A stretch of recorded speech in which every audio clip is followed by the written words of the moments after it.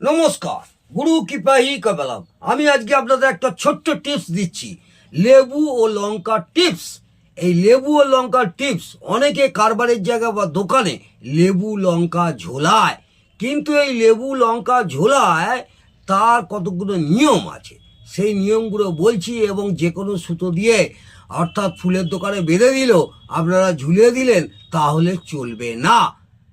মনে রাখতে হবে, একটা লেবু একটা লেবু 7টা সবুজ লঙ্কা, একটা লেবু নেবেন, 7টা সবুজ লঙ্কা নেবেন। দেখবেন ফুলের দোকানে আপনাকে 3টে লেবু,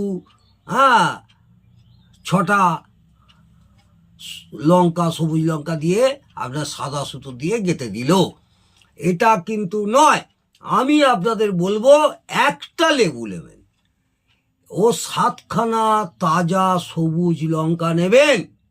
একটা লেবু, 7খানা সবুজ টাটকা লঙ্কা, সেটা কালো সুতো দিয়ে গেঁথে কারবারের জায়গায় চৌকাঠের উপরে এমনভাবে ঝুলিয়ে দিন, যাতে দোকানে আসা গ্রাহকদের যেন ওই লেবুর সুতোটার উপর নজর পড়ে, লেবুর কালো সুতোটার উপর নজর পড়ে।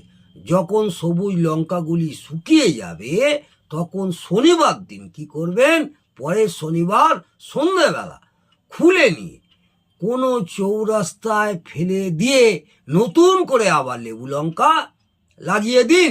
এর ফলে ব্যবসা খুব শীঘ্র বৃদ্ধি পাবে, এবং আপনাদের কারবার বা ব্যবসার জায়গায় যে নজর দোষ লাগে, একটা কুদৃষ্টি লাগে, সেটা আপনাদের কেটে যাবে।